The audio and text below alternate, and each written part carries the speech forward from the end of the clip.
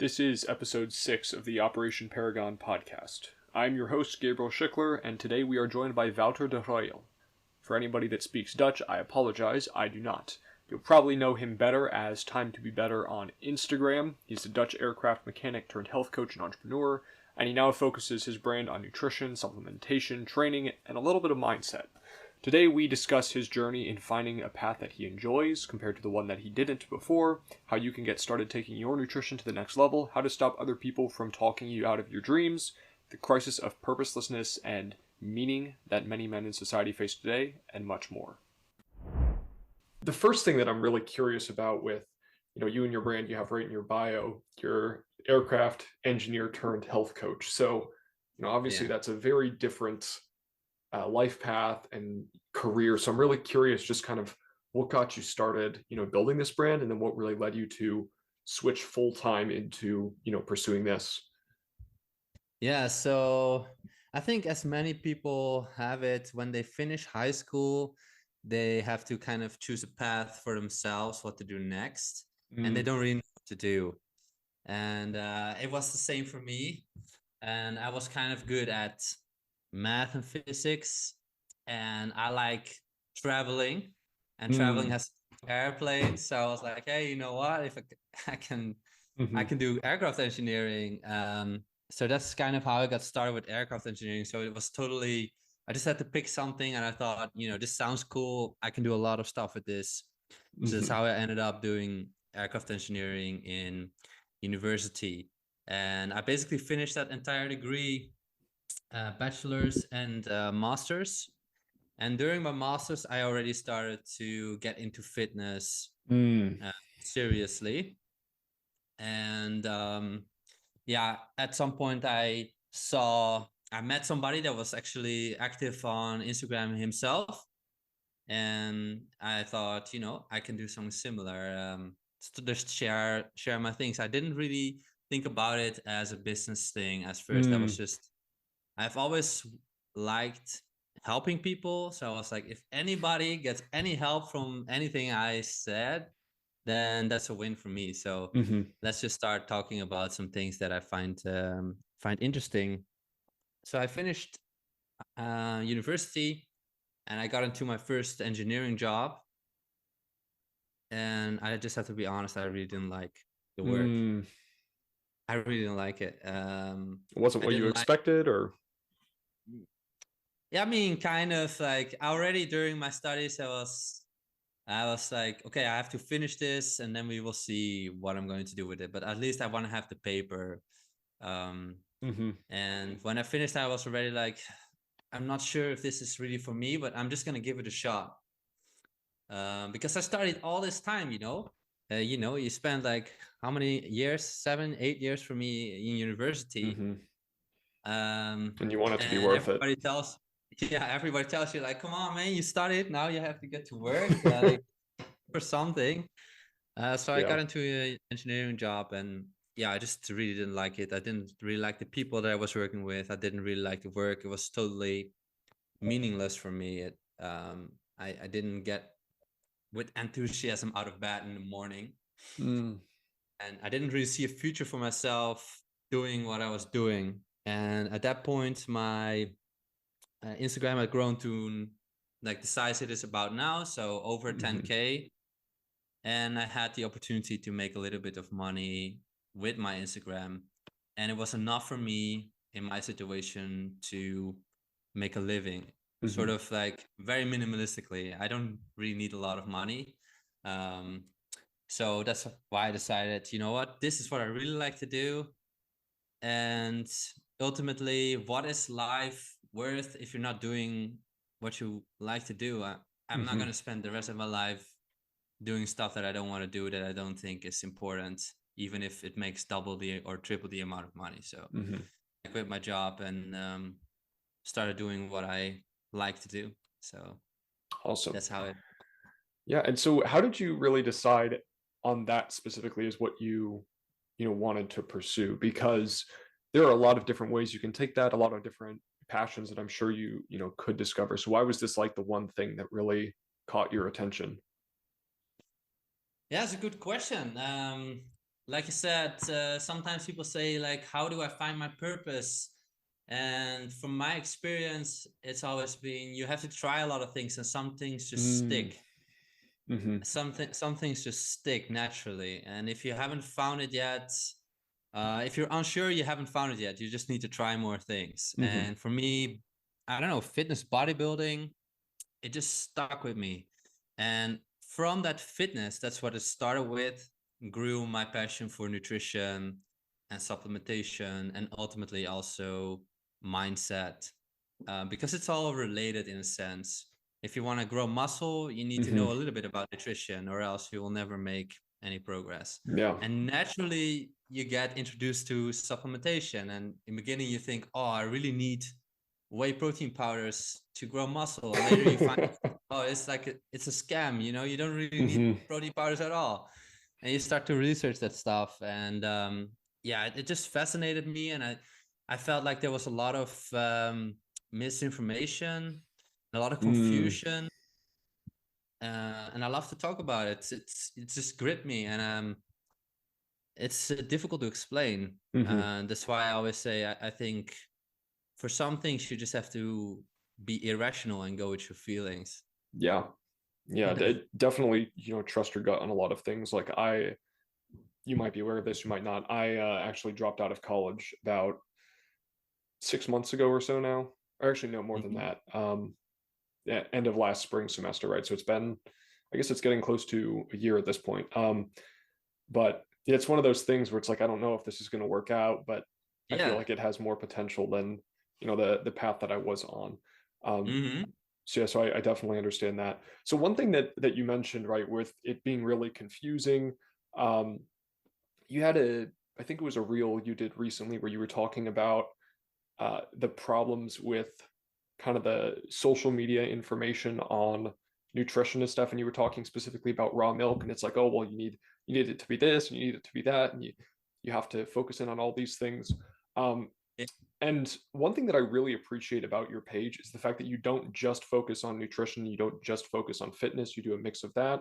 Also, some stuff with just lifestyle and mindset to kind of tie things all together. But I'm really curious for anybody that's listening that's, just getting started on this path. They're not very knowledgeable on supplementation. They don't really know if they should be, prioritizing sleep.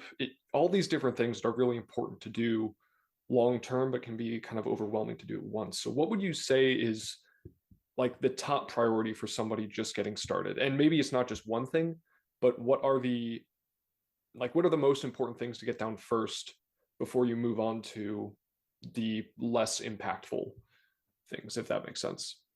Yeah, it makes total sense. And I think one of the huge problems in space is people love to major in the minors. They love to Yeah. focus on like the little details. Mm-hmm. And that is what makes people very confused. And often I also think a lot of advice is so impractical for people. Mm. Like, for example, raw milk is great, but if you say you can only have raw milk, a lot of people have no access to raw milk. So what is their alternative? Especially in the US, yeah. Yeah, what is the alternative? Or you can only drink, reverse osmosis filtered water, or else you're gonna kill yourself. Mm-hmm. Like like not everybody has access to those filters, has the means to install those filters at this moment. Mm-hmm. And yeah, you're not giving any practical advice here for people, for the majority of people, maybe for some people that can afford this. Mm-hmm. I think in general, no matter where you live on the planet, the easiest thing is just to, it sounds really boring, but just switch to whole foods. Mm. That's if you switch to whole foods and you focus on protein rich foods, if you don't do those two things, nutrition wise, you're already 80% there. Mm. Because if you're gonna focus on whole protein rich foods, you're automatically including meats, fish, Eggs. milk, dairy products, eggs. Mm-hmm. And those also contain all the vitamins and minerals. You don't have to tell that person this. They're gonna like worry about all that stuff. If you just focus on whole foods and you Mm-hmm. make sure that you include a lot of protein rich foods, you're already including all of the vitamins and minerals you need, basically. kind of without thinking about it, and you're including the good fats, all the stuff that people love to talk about, you're automatically including them. And all the stuff people love to hate on, you're automatically excluding them, because in a whole foods diet, there's no seed oils in a whole foods diet. There's none. So you don't have to worry about seed oils. You could just eat only whole foods, and there's no seed oils already in your diet. You don't have to worry about added sugar or like a red 40 or whatever people love to hate on. If you just eat whole foods and ate a lot of protein-rich foods, you're 80% there. It's that easy. Yeah, that's really interesting, because you reminded me of two things that I heard in the past. The first is that, kind of they're saying that 80% there, like, training is important, but if you don't have that good fuel source, you're not going to be, producing any good results. And I've heard it said that, you can't really out-train a bad diet, if that makes sense. Like, you might make some progress, you might burn a little bit of fat. And I think you had a post about that recently as well, where you were, or I don't remember how recent it was, but you were talking about, if somebody's skinny fat, they shouldn't be looking to bulk so much as actually like get the fat off before they focus on that. So I know in Europe, your food is generally higher quality, especially the stuff that you buy in supermarkets and things like that. And one of the principles that I've generally heard as far as the kind of the whole foods angle of things goes is to eat ingredients instead of finished products. So you're getting all the raw materials and putting them together, and then like you said, there's no space for any added nonsense unless you're putting it in yourself. But how, I guess, especially for anybody that's in America right now, and we can point to plenty of studies and information that shows that like the average American diet is just horrible. We have like a 70-80% of the country is overweight or something.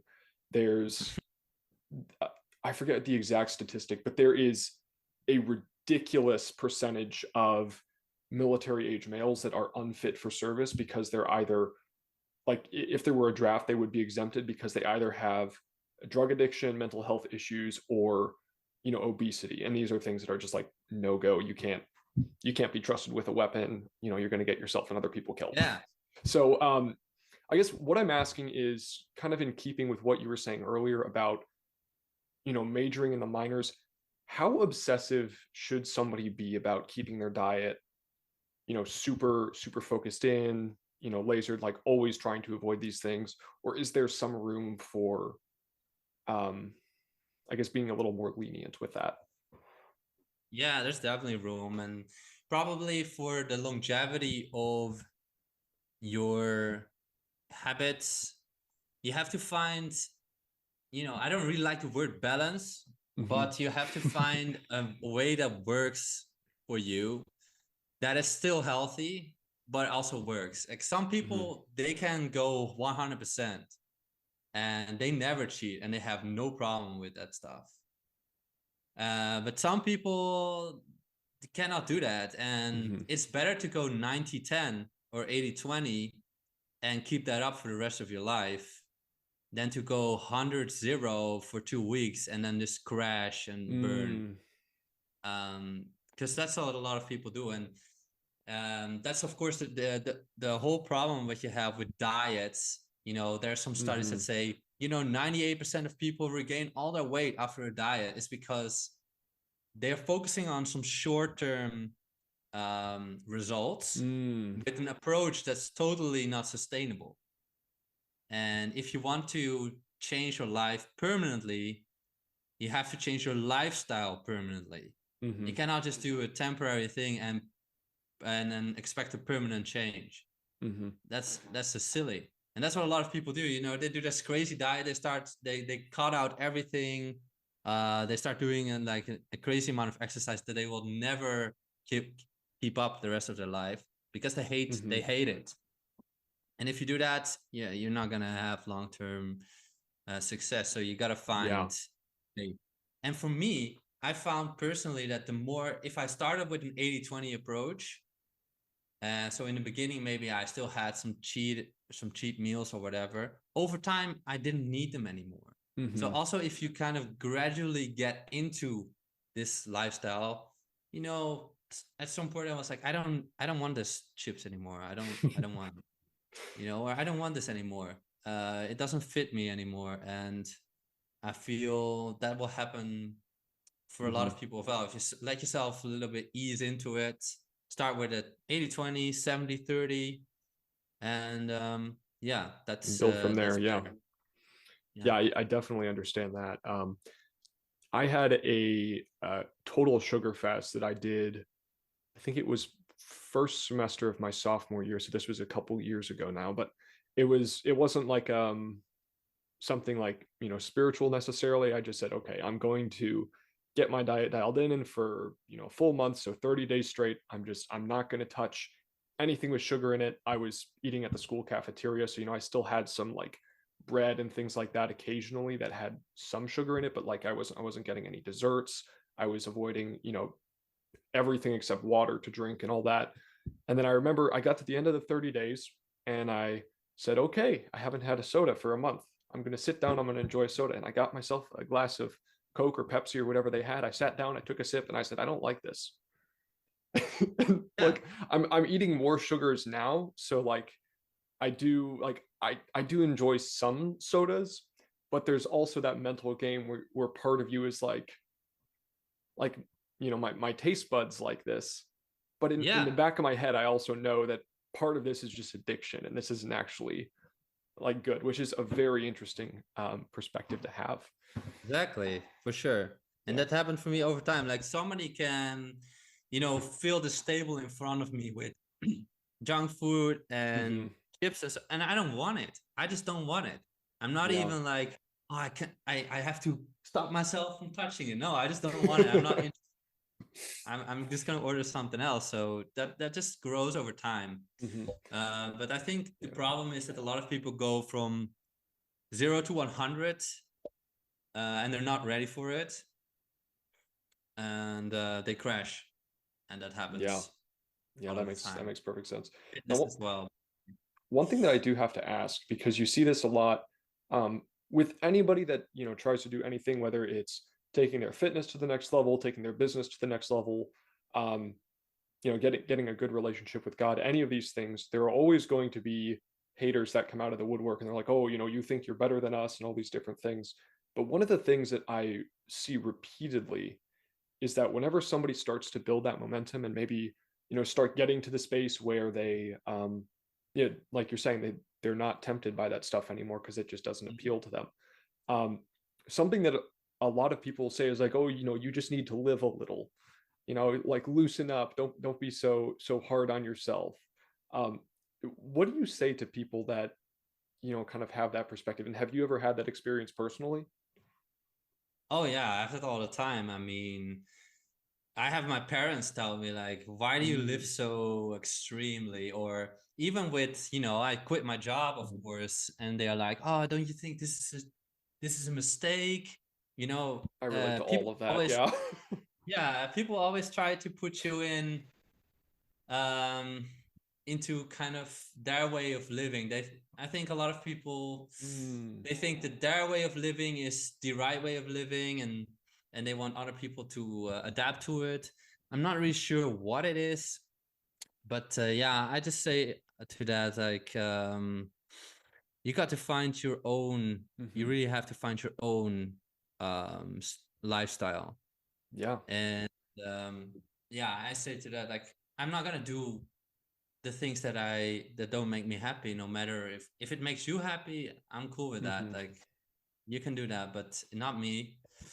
um and you really gotta ignore those things, because I tried that so many times in my life, to Mhm. do what was expected of me, what I thought was expected of me, from my parents or from society or just from friends. You Yeah. know, act like the popular guys do.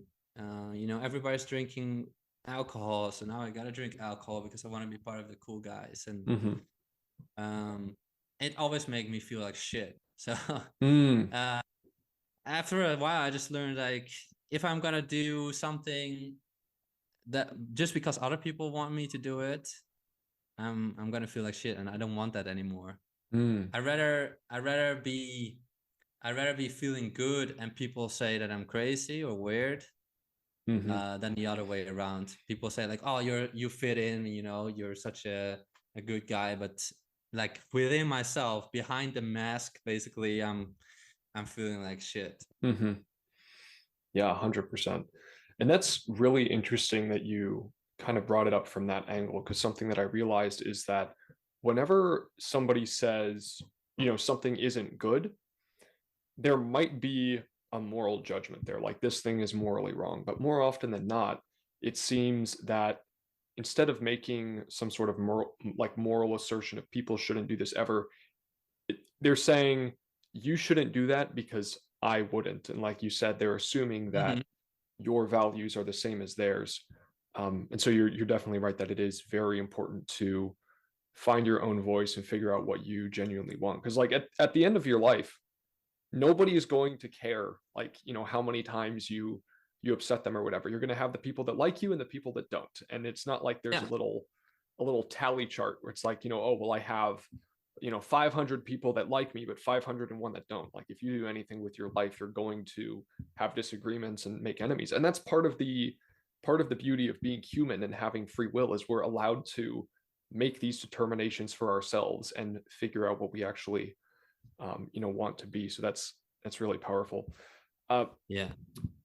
so one of the other things that I mentioned earlier, is not just taking the fitness and nutrition, the more physical side of things with your page, but you've also talked a little bit about mindset. So you have a pinned post that talks about minimalism. You mentioned that earlier, trying to take that approach. And I don't know if you remember this, but we spoke. I think it was sometime in December here. Yeah, I just found it. Where I had put up a poll on my story that was asking people what they thought the biggest source of problems in society was, and I had Mhm. four options, and you said, you messaged me because this didn't fit into a category. You said it was psychological warfare that encompasses most categories. We wage war on ourselves, the noise around us, external forces that are trying to manipulate us, everything like that.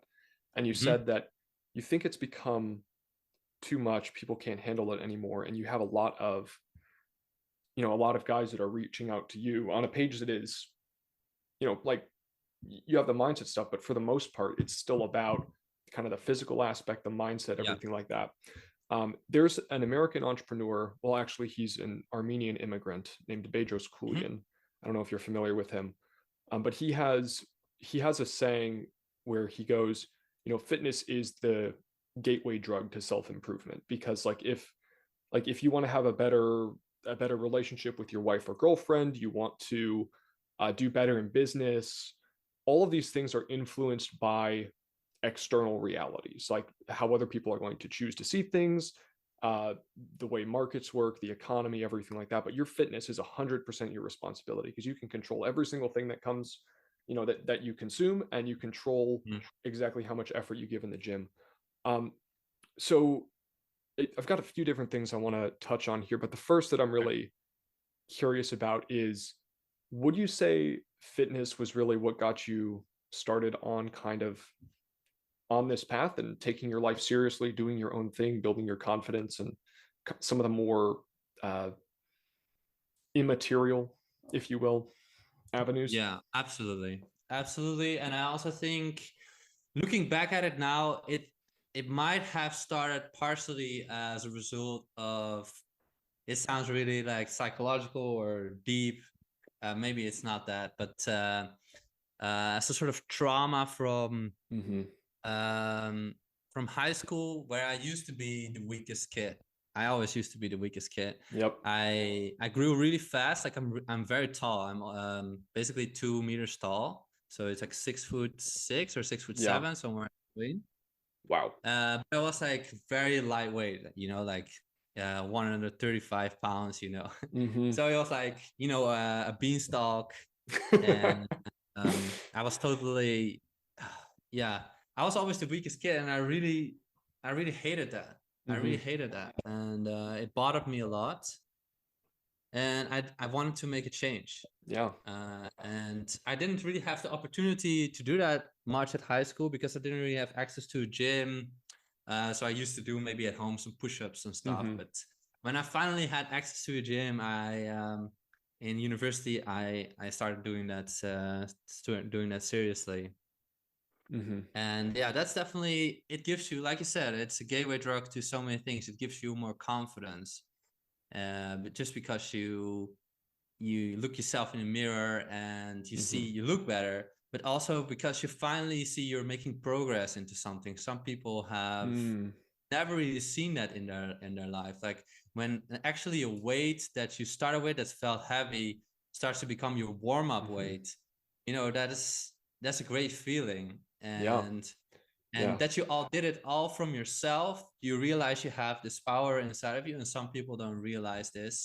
Mm-hmm. And nobody told you to do this. You did it yourself. Because of course we improve in school, but somebody Yeah, told you to that's really important. do this. And nobody told you to do this. You just decided to pick this up, and you had Mm-hmm. the discipline, and you saw some results from that. And yeah, it starts to, all of those things, they have a ripple effect Mm-hmm. in the rest of your life, for sure. Yeah. Absolutely. Yeah. It's funny because I had Will Butler from Evolution Academy on just, last week. I'm actually dropping that episode today. Yeah. Once this is done here, and he has a very similar story to both of us in that, he started out as a very, a small dude, scrawny dude, but there's something just inside of us as men that tells us that, like, this is wrong. I should be more competent. I want to be more capable. And it's not even Yeah. because, like, the outside world tells us to. If anything, the world today is telling us that men should not be competent, that we should not Yeah. be, aggressive and all these things. But to have that gift of, knowing that you're capable of more, and then, like you said, to be able to prove to yourself that, Yeah. like, you can get better physically. Okay, well then why can't I, um I don't know, forgive, I don't know, teacher, mentor, my dad, whoever, somebody I feel Exactly. has wronged me. Why can't I make more money? Why can't I find a good girlfriend? All Yeah. these different things. So that's definitely, incredibly important. I am curious, what is, of the different messages and things that you get from guys that are looking for, more than Mm. just health advice or fitness advice, what are the most common things that you see come up that, men today are struggling with? Yeah, it's really sad, man. I get a lot of messages of guys, and they literally say like, I feel my life is meaningless, Mm, and they're depressed, and they don't see any hope. mm, And usually it pairs with some sort of porn or masturbation addiction. mhm, Definitely, I think a lot of men are struggling with that. But mhm. just in general, like a lot of guys really say they're depressed, and they say my life is meaningless. I see no hope, and it's really sad, you know. Mhm. Um, yeah, that's painful, and I don't know why they come to me. I'm just a stranger for them, Yeah. basically. So and still I get quite some messages like that. So I imagine there's even a larger percentage of men that are just keeping their mouth shut, Mhm. feeling the same way. And I think I posted once about it. It was this Harvard, I think it was Harvard survey or something among young guys or Mhm. young people in general. And it was like 40% of people think the world Oh, I is think I going to, remember that. Yeah. and like 40% of people think their life has no meaning. Nobody cares about them. Something like that. It was really depressing. Those are staggering numbers. And Mhm. yeah, from my experience, that's quite accurate. A Yeah. lot of guys feel that way, and a lot of them don't even want to talk about it, and some of them speak up. But Mhm. yeah, it's I see that often. Yeah. And so what is, I guess before I even ask that, um, I don't know, what you believe, spiritually or anything like that, but Mhm. where do you find that source of meaning in your own life? Like, what leads you to say, no, that's wrong? Um, that's a really good point, man. That's a really good question. And I think, I don't know how I can describe it, but I think the only way to live a happy life is to at least believe that is possible. Mm-hmm. I think it all starts there. You know, I'm always trying to be. You don't want to be. You don't want to be unrealistically optimistic. Like, okay, everything is gonna be fine. Mm-hmm. You know, the world is beautiful. Kind of like put on the rose-colored Oh glasses. yeah. I think that's not the right approach because it's not true. The world, it I can be have really no hard. enemies. Everything is fine. Yeah. Yeah, right. The world can be really harsh, Mm-hmm. and tough, and you can have a lot of bad luck, or you can, and we're all not perfect. You know, we make a Mm-hmm. ton of mistakes, and some of them are really severe mistakes. Like you can do terrible stuff. Um, but I think at the core, I have a belief that there is a possibility to make things better, and I believe that is the possibility that's what really keeps me going. And that means a possibility means it's not going to happen by itself. Yeah. uh, I still need to put in the work, but there is a possibility, and I believe in this possibility. I don't know where it comes from, but Mm-hmm. I firmly believe in this, and it's a message that I always want to um, show to other people also through my content. Mm-hmm. Is there is a possibility to make things better. And that's I try to be the opposite of a doomer. Like everything Mm-hmm. is doomed, that we can never, no matter what you do, no matter what you do, it's gone. I'm a firm anti-nihilist. Like Mm-hmm. nihilism, I think, is one of the root causes of the depression and stuff we have. That Yeah. you think everything is meaningless and everything is just going to end. And I don't know what my source is from it. Mm. I was raised a Christian, so it can definitely have a source in Christianity. Mm-hmm. Right now, I consider myself more of an agnostic person, so Mm. I'm not an atheist. I believe there's more between heaven and earth, like something like as a god or something. But I do not follow any specific religion. Mm.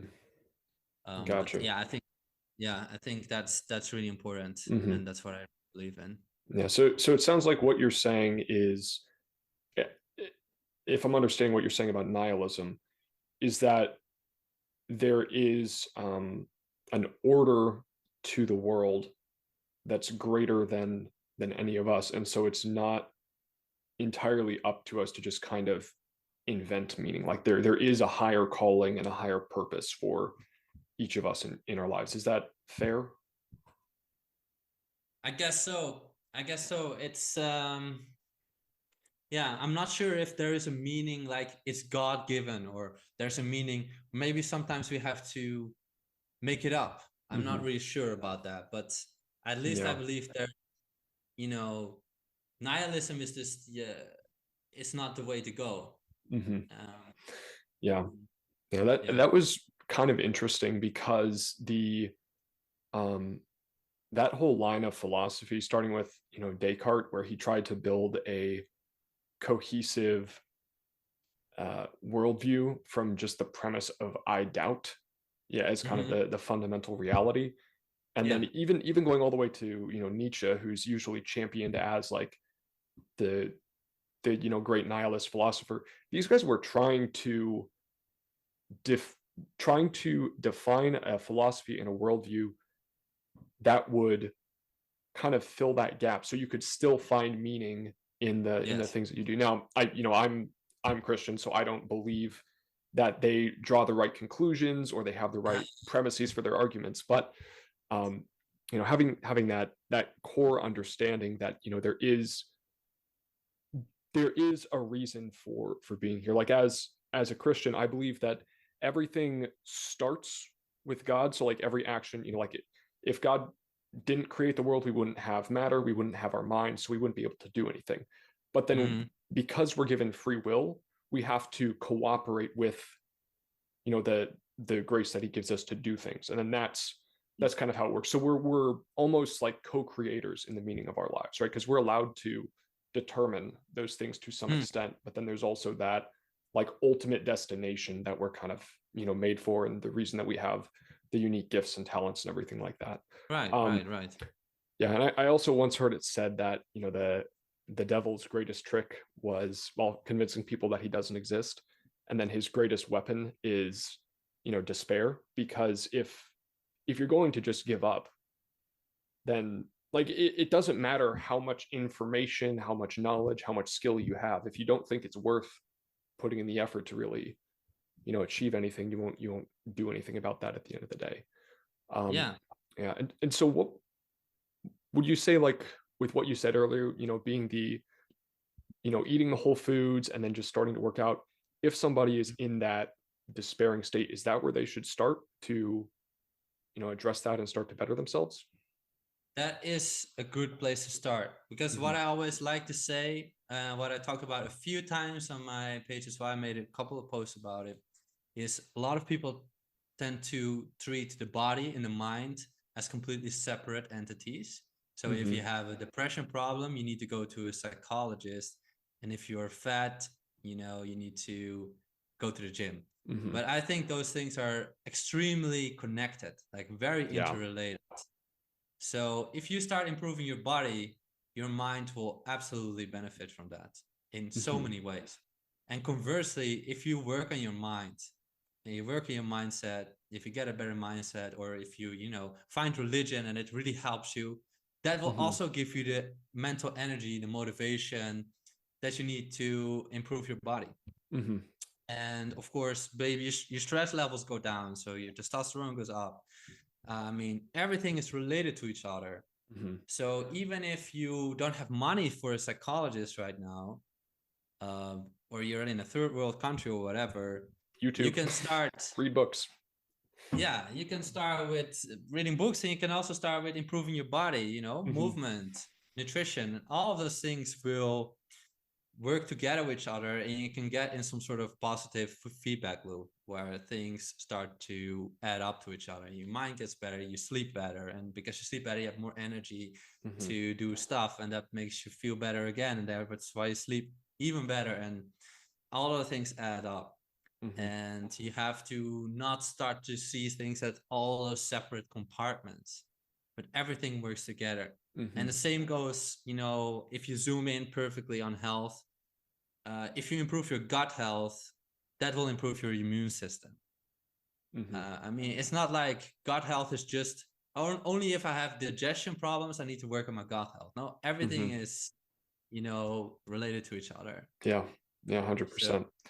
So yeah, we're pretty much at the end of our time here. So Wouter, thank you so much for coming on, man. It's been, great to meet you and have this conversation. And I know people are, really going to get value out of this episode. So, I hope so appreciate too. you, your work, and yeah, take care, brother. Thank you very much for having me, man. Thank you so Absolutely. much. And that concludes episode 6 of the Operation Paragon podcast. If you guys are interested in supplementation and bodybuilding, you should absolutely check out Wouter at Time to Be Better. That's time dot the number 2 BBE dot better on Instagram. I'll have that linked below in the show notes. He has a ton of great content, and as I'm sure you heard, he's just overall a solid dude, so well worth the follow. We didn't mention it on the show, but he also founded an all-natural cosmetics brand, Primal Glow Skincare, which I also will have linked. If you want to get in touch with me, you can DM Operation Paragon on Instagram or email operationparagonpodcast@gmail.com. Until next time, remember that greatness is within your reach.